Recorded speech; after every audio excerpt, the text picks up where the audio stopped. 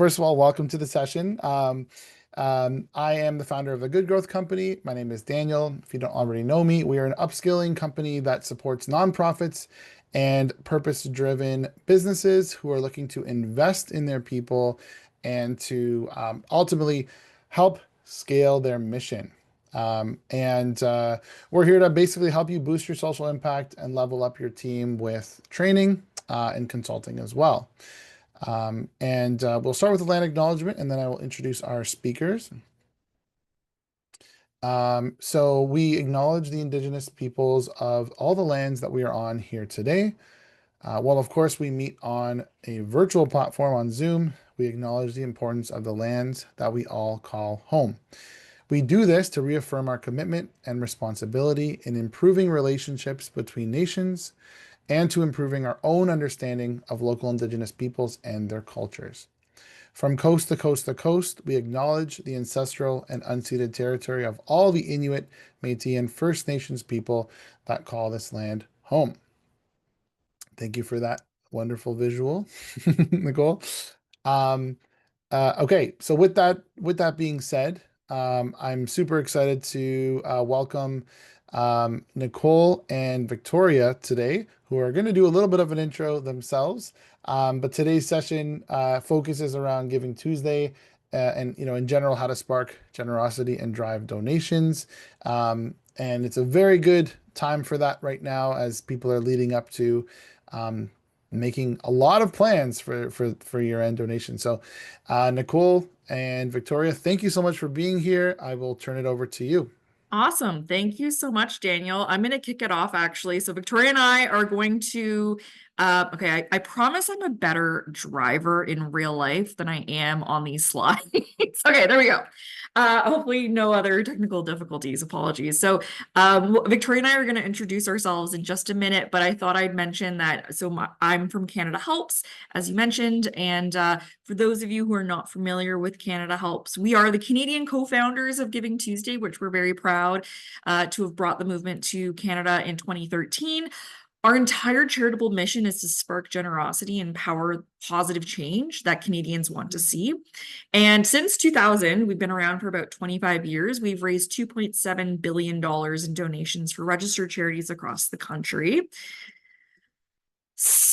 So we're going to jump ahead here and we're going to introduce ourselves. So as I mentioned, I'm Nicole Denese. I'm the Senior Manager of Strategic Communications and Brand at CanadaHelps. And there's a splattering of different pictures of myself and Victoria in these on the slide in front of you because Victoria and I, we share a couple of things in common. We both work for the nonprofit sector. We are both massive Taylor Swift fans, which we could do a whole other webinar about perhaps another time.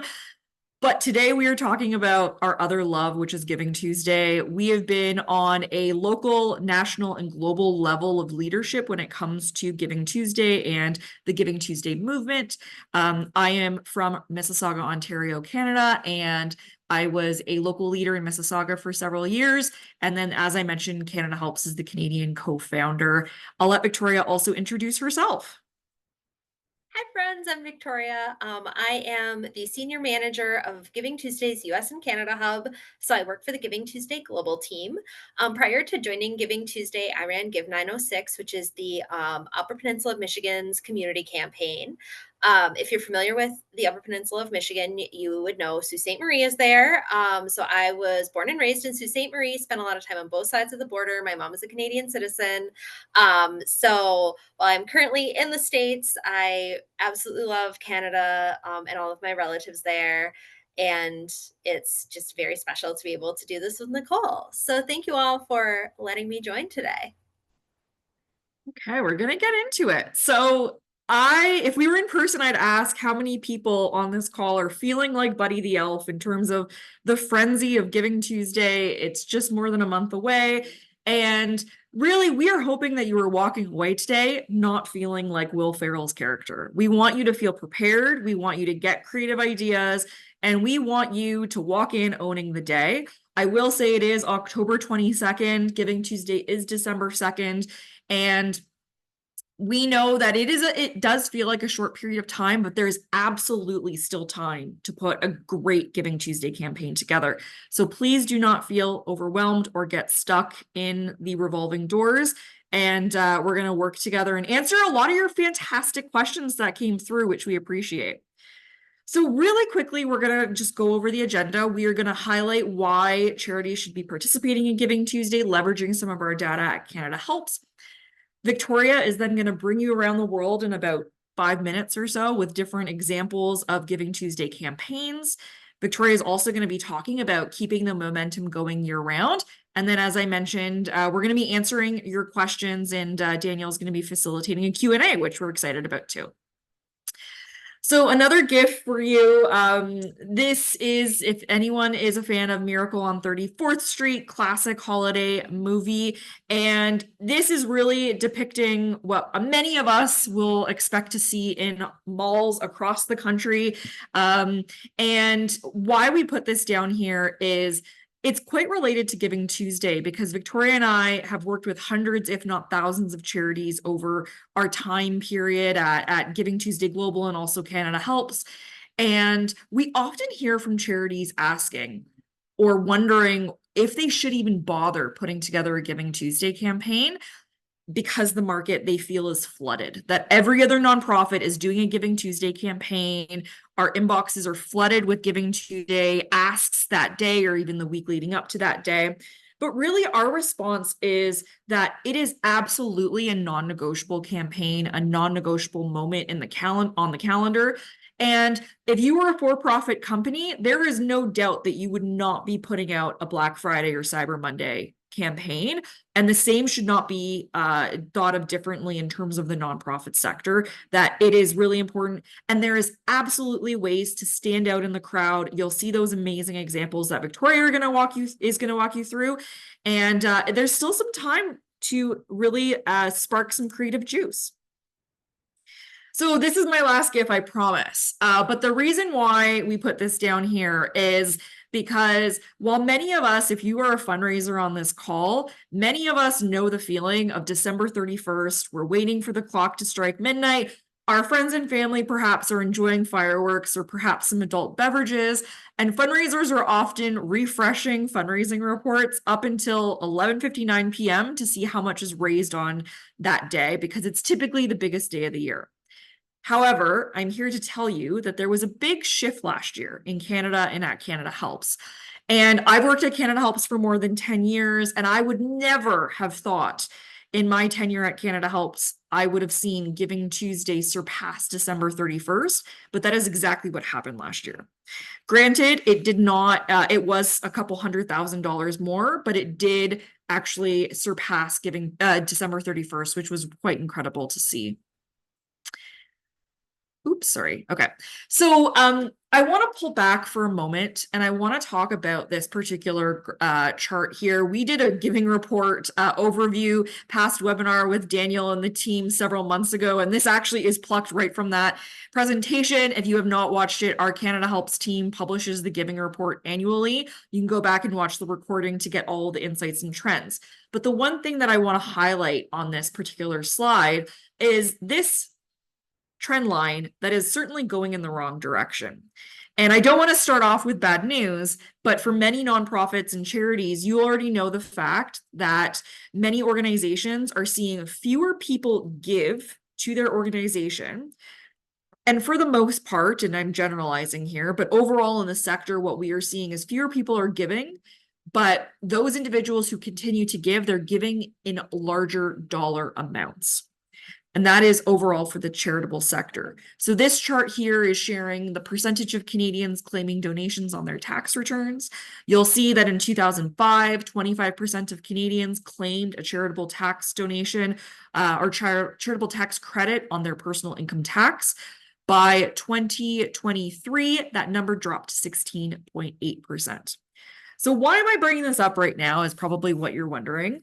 And really the point I want to get across is the fact that Giving Tuesday is a moment to tap into new audiences and acquire new donors. It's also an opportunity, and an excellent opportunity at that, to engage your current supporters And we're going to, again, go through some of those examples. So if we haven't already convinced you yet, we're going to go through some more data points around why your charity or nonprofit should be developing your Giving Tuesday campaign and building it as we speak. So in 2023, Giving Tuesday represented about 3.5% of all annual giving on Canada Helps. Now, keep in mind, at that point in time in 2023, we were raising well past $400 million in donations on Canada Helps in that calendar year alone. So we're talking about a fair amount of money for a single day on the calendar, which you don't want your nonprofit losing. Last year, as I mentioned earlier, for the very first time ever, our Canada Helps saw a one-time record-breaking day of $16.2 million raised in a 24-hour period on Giving Tuesday, and that surpassed December 31st. Granted, if you think back to that time of the year, there was a Canada Post strike. December 31st, just a couple days prior, the government did announce a tax deadline extension on donations, so that perhaps played a part to that. But we can't help but also really highlight the fact that Giving Tuesday and December 31st are running quite close with one another. The other thing we've seen over the years is charities participating in Giving Tuesday on Canada Helps has grown from 28% in 2018 to 42%, almost half in 2024. So we're seeing more charities participating, which is excellent to see. And the reason why I say it's excellent to see is because participating charities have raised 500 times more on Giving Tuesday than non-participating charities. So one of the things you'll hear from Victoria in a few moments is we often hear from charities essentially saying to us, we sent out a tweet, we post, or if people tweet anymore these days, we post on social media, we sent out a single email, and nada, we didn't get anything. And what Victoria and I are here to really talk about is the fact that, yes, it is important to be posting on social media and reaching out, but you do need to develop a strategy and some sort of campaign, and that a single social media post on the day is not going to cut it, unfortunately, as much as we wish that it did. So, I'm also going to highlight the fact that participating charities also generated 6.2 times more revenue from Giving Tuesday to the end of the year. Another myth that Victoria and I often hear is charities questioning the essentially validity of Giving Tuesday, wondering if Giving Tuesday is moving money around on the calendar. And this really points to the fact that that's not the case, that Giving Tuesday is injecting new dollars into the day, or into the sector, I should say, because we're still seeing that participating organizations are still raising more revenue from Giving Tuesday to the end of the year. And we have a lot of other data points. There's the entire data commons available at Giving Tuesday Global to really dig into many more of these data trends and points as well. Now, I think that this is perhaps my final point here, because I know I'm throwing a lot of numbers at you today, and I promise we're going to get into some fun stuff. But we really want to drive the point home about the importance of Giving Tuesday. And we're gonna talk about this stat, and there's sort of two things that we can walk away or we can take away from this point. So charities that participate in Giving Tuesday raise 2.5 times more on the average day prior to Giving Tuesday. And by 2024, that gap grew to 3.6 times more. So what does this tell us? What does the numbers tell us? Really what this tells us is one of two things. One, charities and fundraisers that are actively participating in Giving Tuesday are becoming better fundraisers for that. Or alternatively, you can tell yourself a different narrative. And Giving Tuesday is part of a toolbox for fundraisers that are doing excellent in their jobs already. You can pick your narrative, you can choose your own adventure. But this really indicates that good fundraising includes Giving Tuesday, full stop. So with that, we're done with our fun numbers for our numbers people on the call, and we're going to go into effectively engaging your supporters, and I'm going to hand it over to Victoria to walk you through it. Thank you so much, Nicole. And just kidding on the data, I'm coming in hot with a data point to kick off this conversation. So this is the way that Canadians gave in 2024. And in the right top dark blue circle, you see gave money. In that would actually be the left. Left is gave money. Right teal circle is gave items, and lime green circle at the bottom we see volunteered. And this is always so interesting to me that the largest amount of people are in the center where all three overlap. So over it's really over a third, right? So more than one in three, slightly, uh, of Canadians gave money, gave items, and volunteered in the year. They didn't stick to just giving money. They didn't stick to just volunteering. They engaged in a variety of ways. So, one of the important things to think about as you're planning your Giving Tuesday is yes, obviously, we need to raise money, right? But having more on ramps to generosity that bring more people into your mission and get them excited about what you're doing can be. Giving Tuesday is a great opportunity for that, as it's one of the few days, as Nicole shared, that outside of the end of the year that people are actively looking for a way to get involved. So having options for giving money, giving items, volunteering to bring new people into your mission can be a great goal for the day of Giving Tuesday. So I'm excited to share 4 examples from around the world that will kind of give you some ideas of what that can look like. So first up, we have Partridge Creek Farm, which is a US example here in northern Michigan, about 25 minutes from my house. This is a small, I use the word urban generously. It's a town of 5,000 people, but it is right in the middle of their town. Urban garden. So in this community, 90% of food is brought in from outside of the area. So there's not a lot of agriculture. Most people are going to the grocery store to get groceries, and those groceries are not from the local community. So Partridge Creek Farm exists to help bring fight food insecurity and bring food to the community. So they set a goal of raising $5,000 to purchase a piece of land that their community gardens are on. So these community gardens are free for the community to use. They can plant and pick at their leisure. They don't charge for community gardens. So they were like, this is great. We could own the land. We don't have to pay rent on the land anymore. Um, but what happens if we do own the land? What else could we do? So they set the initial goal of $5,000 to purchase the land, and then they set stretch goals of 6,000, at which point they could do some repairs and maintenance. They set a goal for 7,500, which would be upgrading the garden beds. They had a goal of 8,500 to install a new fence, and at the full $10,000, so double what their first goal was, their double stretch goal, meant that they could get new tools for all of the community members that are using these gardens. So they set out $5,000 minimum, hoping to get to 10,000. They raised about 1,400 in early giving, and at 9 o'clock the morning of Giving Tuesday, they had a longtime donor call up and say, love what you're doing in the community. I'll give you a $5,000 match. So you've already got 1,400. Raise the rest, get to the 5,000. I'll fund the second 5,000. So they had to pivot unexpectedly. They were in a great position because they went and did a lot of capturing of content way ahead of time. There is a lot of snow up north in December, so they wanted to make sure that they actually highlighted the gardens. They captured all their content this time of year when harvest was going on. And so they were able to quickly kind of pivot the text around their videos.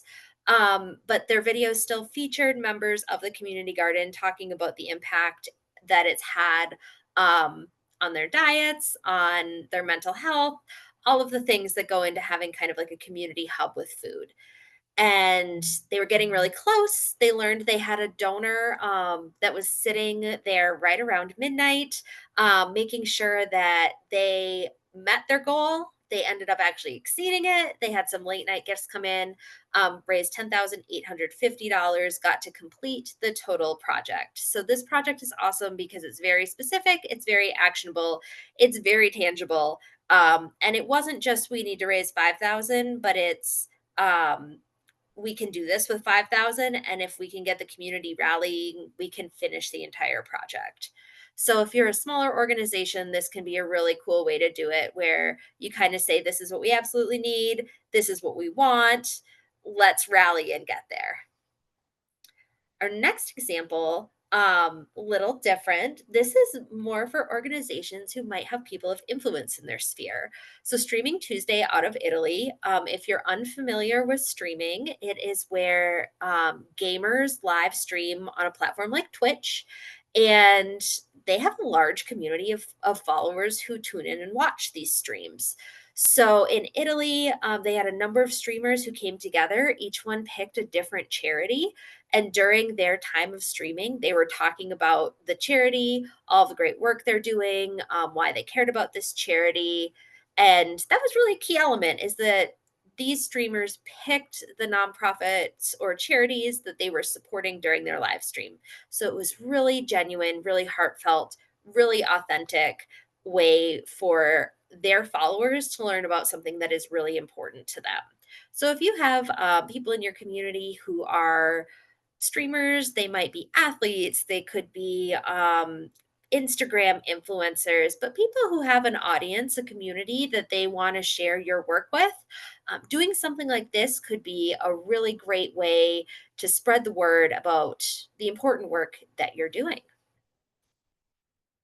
Next up, we are going global. So Lasagna Love. I don't know if any of you are familiar with them. They are in the US, Canada, and Australia currently. So they have what they refer to as volunteer chefs. It does not have to be a chef from a restaurant. This is just average everyday person who can volunteer as a chef. And their volunteer chefs make lasagna meals for anyone in need. So they did kind of start in the pandemic as just like a neighborhood thing and now grown to be in these 3 countries and continue to expand their global footprint. And their campaign was really accessible. So their chefs can be anyone. They also make it so that anyone can request a lasagna. So there's no qualification, no explanation of your situation or circumstances. Anyone can go on and request a lasagna. Um, and the thing that made their campaign really, really fun is it got people, their volunteers, the tools they needed to rally their networks and local communities. So they gave volunteer chefs the opportunity to create a mini fundraiser. So someone could set up a virtual peer to peer fundraiser as a volunteer for their organization and do a fundraiser. They also set up local meal drives. So if they were in an area where a volunteer chef needed supplies, they were collecting sauce, they were collecting noodles, they were collecting all of the things that are needed, the pans to put together these free lasagnas for the community. And finally, they had creativity and creative ways that their chefs took this. So a chef could host a lasagna dinner at their house and they could invite their friends over. But the ticket to get in, right, was bringing some noodles or sauce. They also had some creative matches where volunteer chefs were matching 20 cans of sauce for every up to 20 cans of sauce for noodles donated. So they might be collecting supplies for their lasagnas, and they were doing personal matches to get their friends excited to drop things off. So I love this one because it's really easy to participate in. They mobilized their volunteer corps very quickly in a way that was meaningful to the volunteer. And they were able to really expand those support networks because they were engaging with the network of their volunteer, not the network of their organization. And then finally, um, this one is a larger organization. Again, this one is global. This is from Common Ground, which is a peace building organization. So they invited their supporters to reflect on the physical, emotional, and mental burdens that we all carry. So this was a storytelling campaign, and they explored how we share these burdens with one another to build a more peaceful and connected world. So through their campaign, The Things We Carry, they tied together powerful user-generated storytelling. They had some in-person community gatherings around this topic, as well as digital activations that were shared on their website through email and via social media that really brought the concept into the internet sphere. And they had some pretty impressive fundraising results and really deepened their community engagement. So they raised just over $904,000 from November 18th through December 31st. So, what I love about this campaign is that it wasn't just a one day Giving Tuesday campaign. They really looked at what do we want our year end campaign to be? How can we amplify one of those asks day of Giving Tuesday? And make this more of a giving season campaign that's a through line from Giving Tuesday until year end instead of saying I'm going to do two separate campaigns. They also saw some really great reach. They had just over 1 million impressions through this campaign. They had about 9,000 video views and about 60,000 website hits that they were able to track through this campaign. So this is a great example of how you can really use storytelling and have people give their voice as an option of how to be generous, while still raising funds and spreading word about your needs and the important work that you're doing. So let's talk about how these four examples really leverage the moment. First up, they set really clear, realistic goals, right? The small 5,000 population community was not saying we're going to raise $100,000. Like they set goals that were appropriate for their organization size and scope. While we saw the large global one almost raising that $1 million. So like set a goal that's really clear and realistic to your organization size and community. Definitely include those stretch goals. If there are things that you need, set a goal for the need, but then some wants that go past it. These tether giving moments together with other strategies, right? So we see in the lasagna love example, Giving Tuesday as part of their volunteer experience. We see in the Things We Carry, it being their entire year end campaign with an amplification point. They're really thinking through how Giving Tuesday plays a role in their overall generosity experience and not just this thing that is separate from all of the work that they're doing.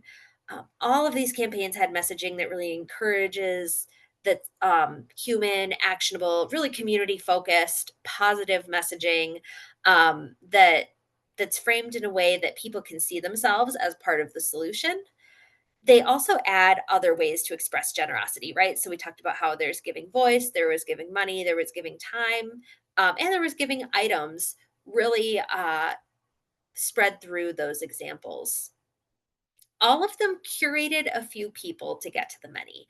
So it could be the one match donor in the Partridge Creek example, where their gift got more people involved. It could be using individuals to amplify your work, like the streamers did in the Italy example. But it's really making sure that the people who care about you and are willing to get out and talk on your behalf are doing it. These examples weren't the institutions saying, hey, you should give to me because it's Giving Tuesday. But instead, it was everyday people saying, this work is important and here's how it has impacted me.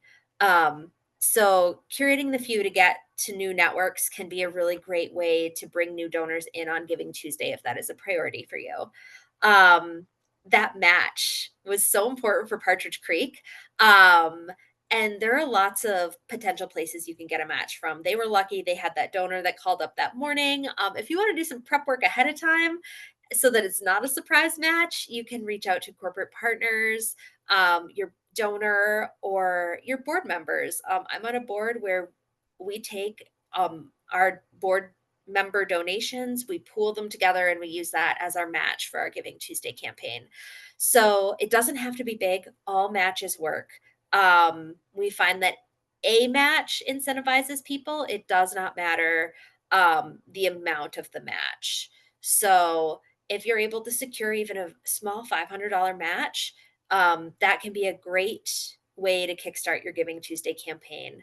Um, and then finally, all of these campaigns did take a little bit of effort, right? Like Nicole said earlier, it wasn't doing one social media post and then being like, huh, I didn't get that much. All of these were campaigns that had thought behind it, that had intentionality behind it, and that they were all built to engage community and get people excited to be part of the solution. And then we're going to keep these people involved, right? Um, One of the things to really think about is personalizing communication. How are you going to talk to these new generous people that you bring in your Giving Tuesday campaign?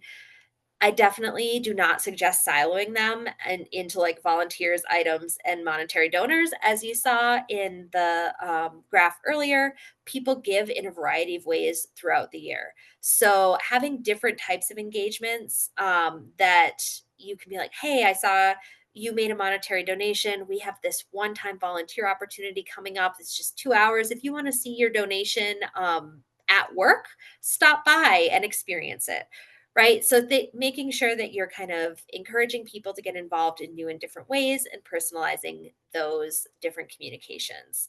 You can do really fun things like acts of kindness initiatives or gratitude drives, where you're getting your new supporters involved and engaged in a different way.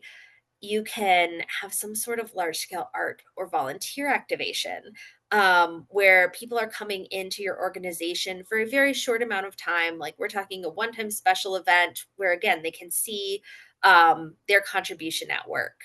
You could do something fun like a contest or a giving circle. So, giving circles are a thing that I'm like really into right now. They're so fun. So, um, giving circles traditionally pool money, and then the giving circle members vote on which organization that money is going to be given to.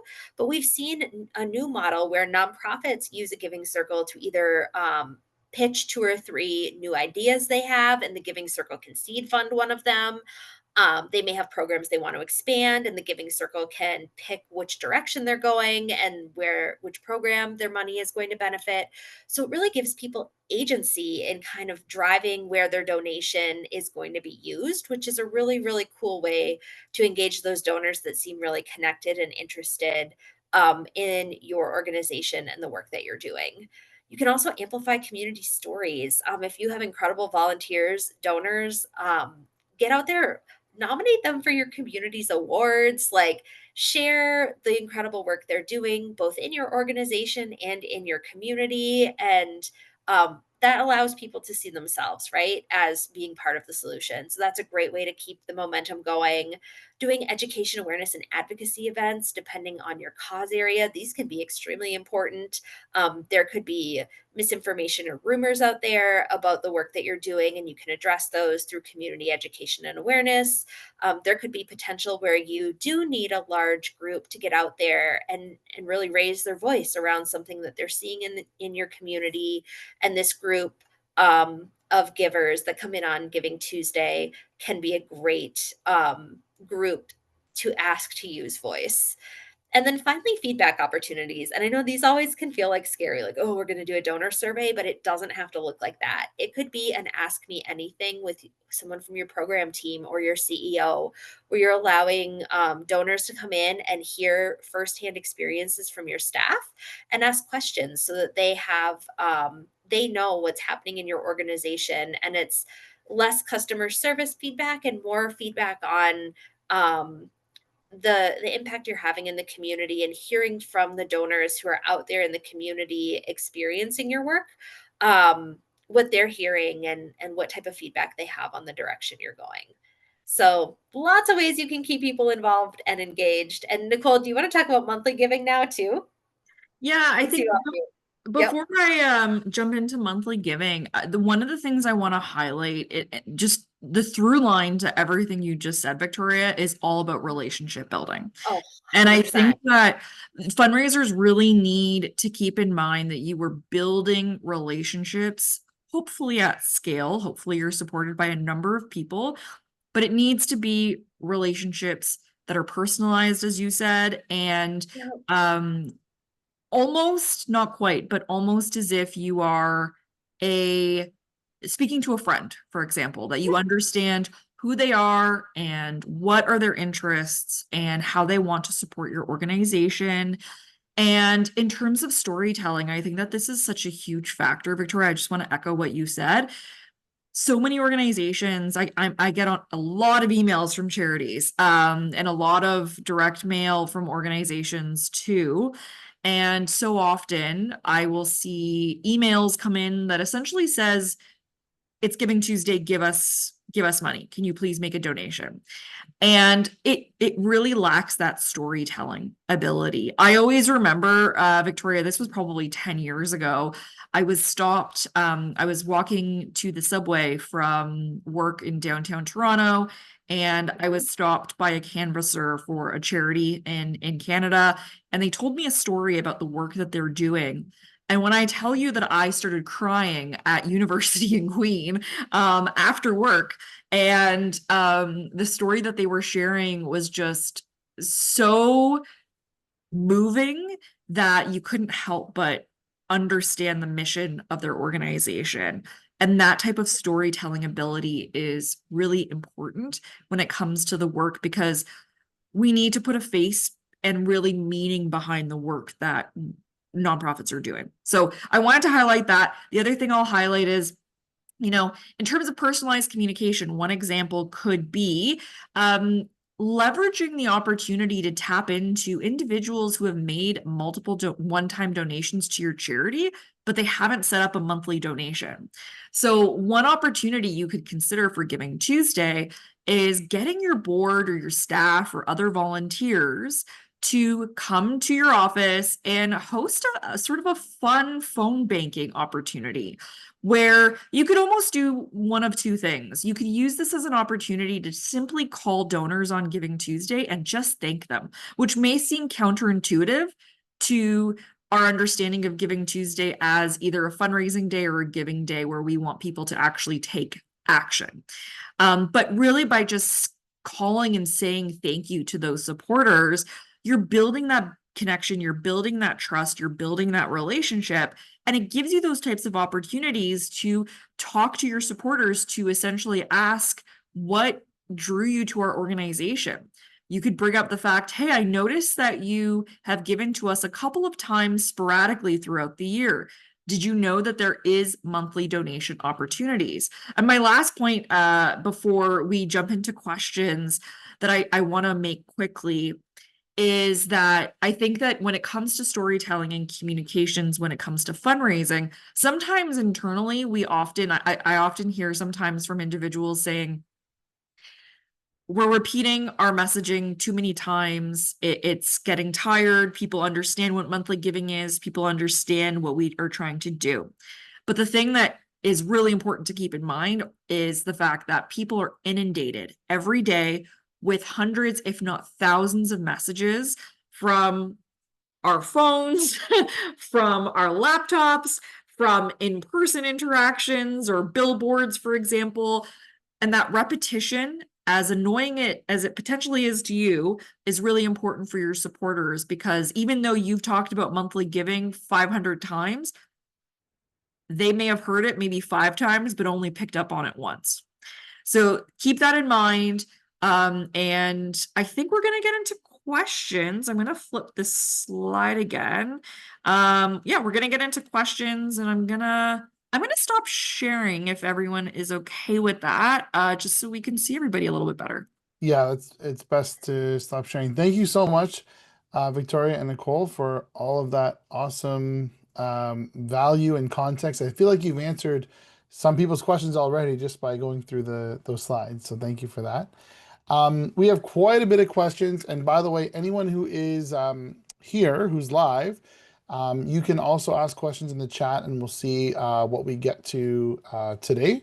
And for those of you who did already submit them, we'll do our best to get through those. So first things first, you kind of touched on this just at the very end there, but how do you recommend someone build or spark generosity in new donors without losing their existing base and not kind of just shifting focus too much to new donors. Do you have any tips on that? Victoria, I can kick it off and then happy to have you add to it too. Sounds good. One of the things I realize that so many organizations are very small. So when it comes to your tactics, if you perhaps have the bandwidth and the ability to segment your donors so that you can run targeted campaigns supporting or communicating with your current supporters and also running campaigns in tangent or in parallel, I should say, to try to acquire new donors, that is your ideal state. I realize, however, that for some nonprofits, that may not be feasible due to resources, time, capacity, and that matters. So one of the things I'll highlight is the fact that you may want to make a decision on Giving Tuesday about, is our goal to acquire new donors or new supporters, or is our goal to engage our current supporters? Keep in mind, Giving Tuesday is the opening day of the giving season, is sort of the unofficial day for the most part. So you have opportunities to engage your supporters throughout the entire month of this peak giving season. So you may want to be strategic and try to reach out to new supporters on Giving Tuesday. One example could be reaching out to someone who is highly influential in your neighborhood or someone that could be bringing in new supporters for your organization through marketing and so on. So I think, Victoria, if you have anything else to add in that sense. That was really great, Nicole. I think one other thing to think about is don't be afraid to ask your current donors to advocate on your behalf and help you reach new donors. That's something that I think sometimes it can feel scary asking donors to go out there and um, publicly say they're supporting you, right? But sometimes that's the thing that gets someone excited. We often say people give to people, not institutions or organizations. And so if someone sees their friend is already a donor to your organization and they understand why that person is making a donation, um, it can spur generosity. We often talk about at Giving Tuesday how there's this cultural norm that sharing your generosity online uh, kind of is an ego thing, and we want to flip that script. Like sharing your generosity online and with your friends really is inspiring, and it shows people that like we all can be philanthropists. So I think that's kind of a way to think about your current donors and your new donors, or your current donors as a channel to new donors, which can be a little outside of the box thinking. Great, thank you. On a related note, someone was asking how we can get donors' interest and attention among the flood of other initiatives that are happening that day. So we did have a couple of related questions about that. Someone else mentioned that we found that Giving Tuesday could become oversaturated, and so they wanted to know maybe it's just them doing something wrong, or is it still worthwhile? So your thoughts on, I guess, capturing that donor interest and attention compared to all the other charities that are doing it that day. Yeah, like we said earlier, it certainly is a busy time for nonprofits. But again, if I was running a for-profit company, there is no question that we would be running a Black Friday or Cyber Monday campaign, for example. So really the focus should be on how do we stand out.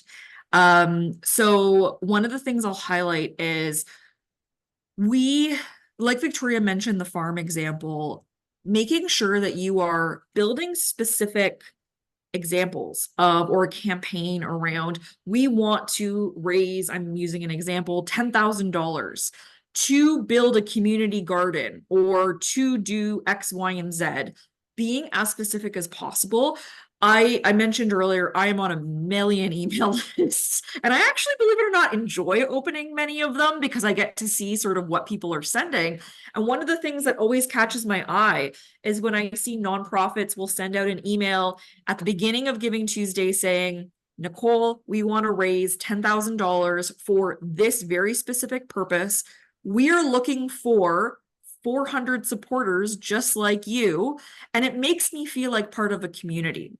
And then later Right. on in the day, I'll get another update to say, Nicole, we are halfway through our goal. Can you help us over the finish line? And maybe in the evening around 8 o'clock while I'm watching a rerun episode of Gilmore Girls, perhaps, and wanting to relax, I'll get another email in my inbox to effectively say, will you help us get that last 10%? Hmm. And I feel like I'm part of something bigger. So kind of keep that up. A lot of charities I find are hesitant to sort of communicate that frequently with their supporters because they're afraid of unsubscribes.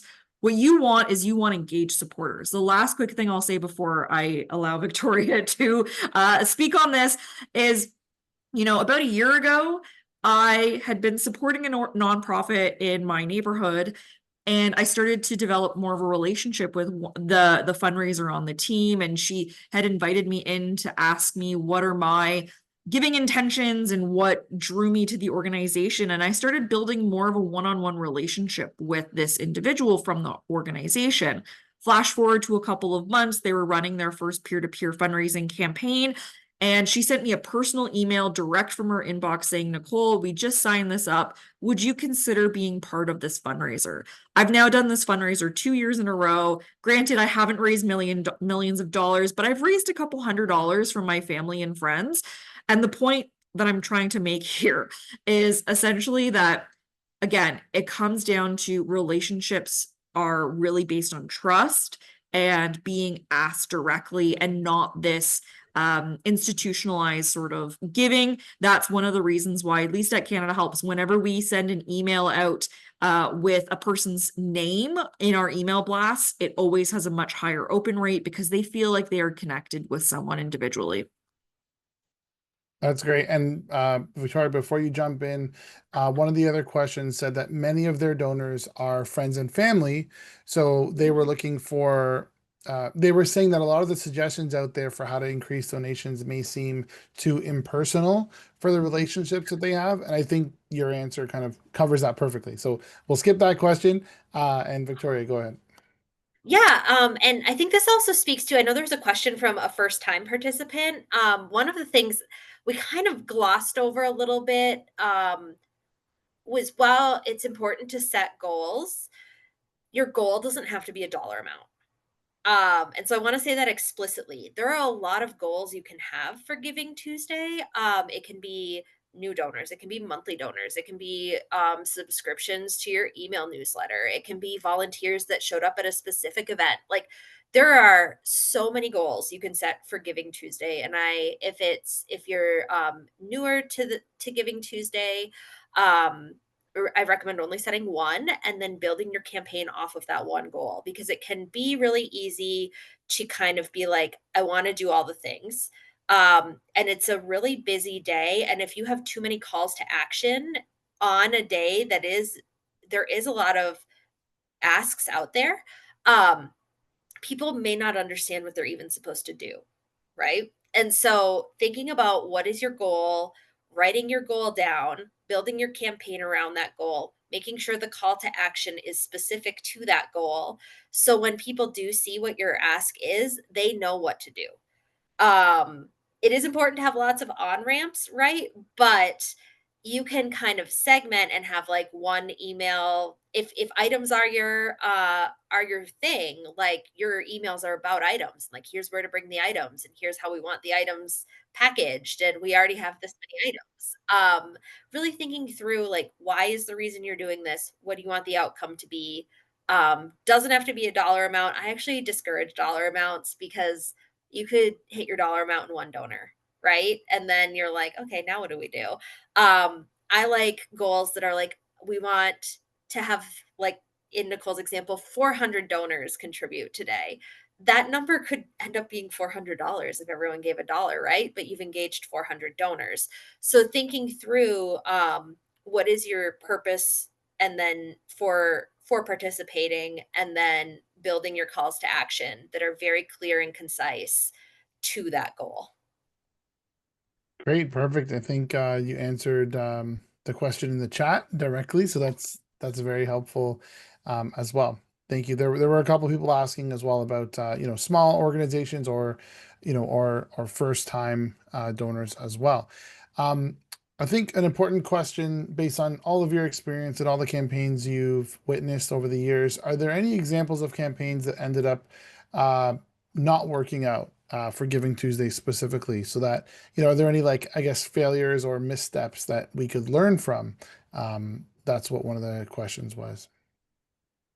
Great. Do you I want to mean, go first? I can share about my failures. I use Giving Tuesday to test a lot of things. I'm on a board of a kids grief camp.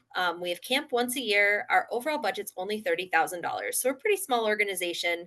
Our first year doing Giving Tuesday, we just had a thermometer on our institutional Facebook page. That thermometer did not go up a lot. We were like, oh, we're going to be sharing it all day, but then like there were no donations coming in, and the thermometer just looked the same. And we were like, huh. Over the years, we've morphed it into a peer-to-peer fundraiser where we ask our 25 buddy volunteers, who are individuals between the ages of 18 to 25, to fundraise their cost to attend camp, which is $270.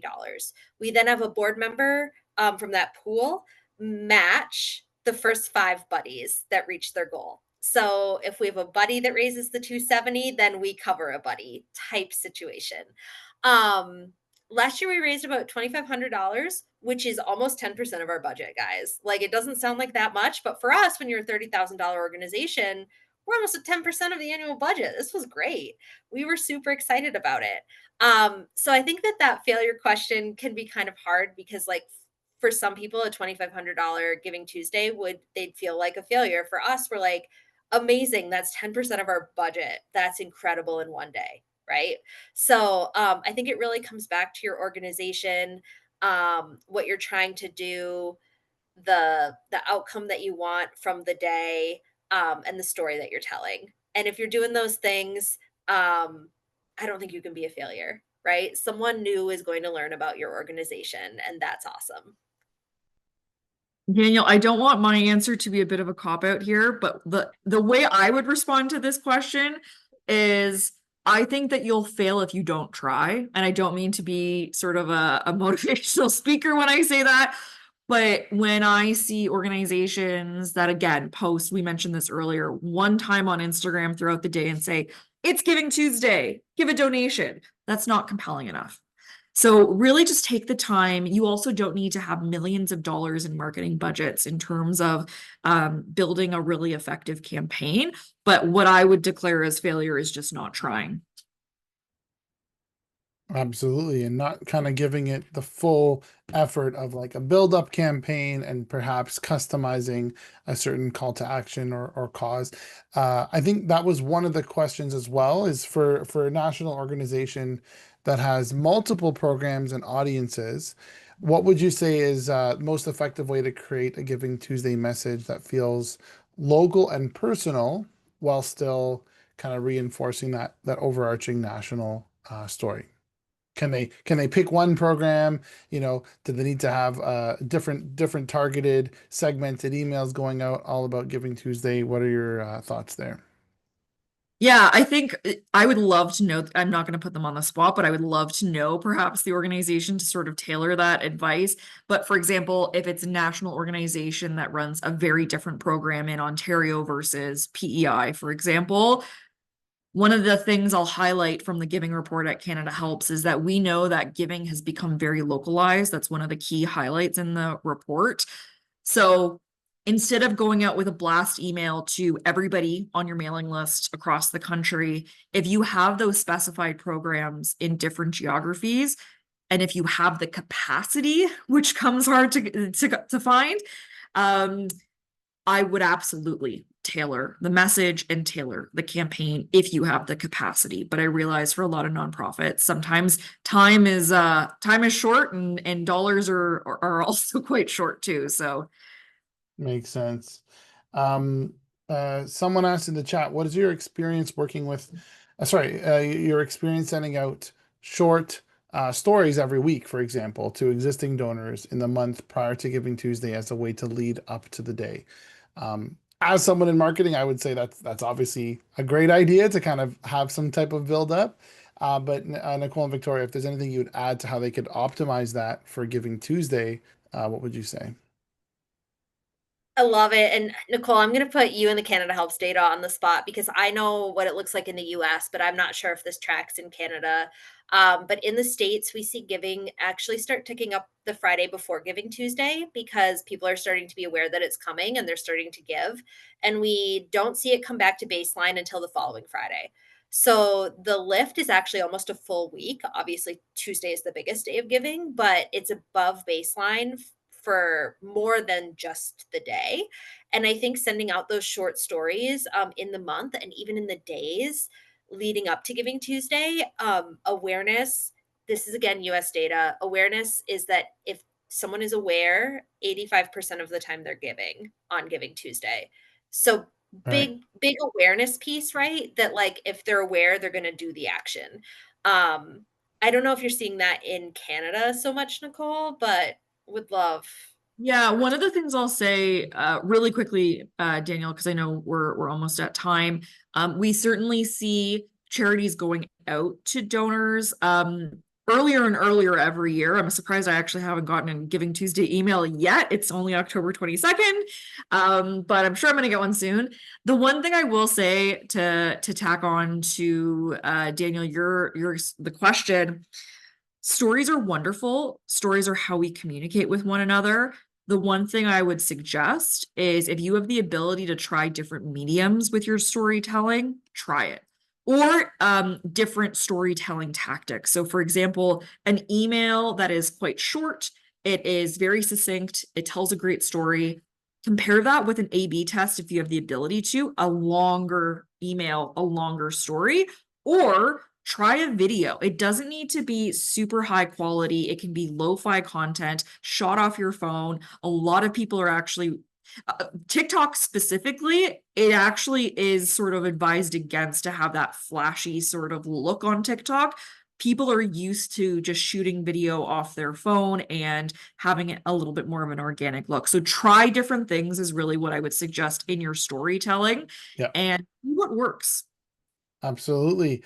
That's great. And because you have time to test in advance, you can kind of own in on the types of stories and video formats, like you said, video, text, infographics, whatever that ends up being beforehand. Final thought is given the state of the economy and some of the kind of, instabilities going on this year. It's not the first time, of course, but there's always something new that changes the psychology of donors. What are your suggestions on how to approach Giving Tuesday this year while being sensitive to the current economic state? Yeah, I'll jump in on that one. So one of the things I'll highlight is that, again, Victoria said it, I'm going to just repeat it. Don't let this moment pause or stop you from making the ask, because for someone who may not have a large pool of dollars to give to you, they may have their time or they may have other opportunities and resources to support and actively support your organization. So let's broaden the narrow-minded view of just making dollars flow to your organization. So that's the one thing I'll share. So on your Ways to Give page, do you have the opportunity to volunteer or support your organization in a number of other ways? Is one of the things that I would suggest.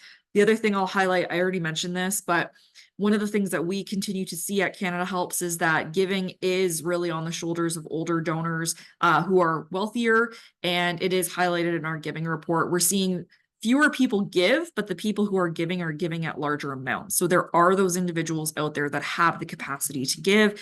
You want to find those individuals and you want to make a compelling case. But for other individuals who may not have the dollars to give to you in this moment, they may in the future, engage them in other ways, because everyone has the capacity to give, no matter who you are or the situation. I think a lot of us are actually really feeling like they want, especially in this moment for a number of reasons, that sort of sometimes that feeling of despair or being in not being able to sort of be in control of some challenges around us can actually drive us to specific causes like your own. That's incredible. Thank you so much. And thank you, Nicole and Victoria, for all of your awesome answers. I know it's a tough short format, but we got to quite a few questions. And like I said, in your talk, you did answer a lot of those questions already. So thank you so much for providing all of this awesome value. If people are looking for support, obviously they can check out the Giving Tuesday website, check out the Canada Helps website, and we'll share some links to that as well. Just wanted to share for those of you who are still here, we have a couple of sessions coming up, which is on Monday, we're talking about corporate partnerships. And then on November 3rd, we're talking about changing habits, all working for social purpose organizations. So, Nicole and Victoria, thank you so much for being part of this session with the Good Growth Company. We truly appreciate you and your time and all of the tips that you have shared with us today. Thank you, and good luck to everybody on Giving Tuesday. Yes, Yes, thanks. can't wait to see how it goes. Thank you, everyone.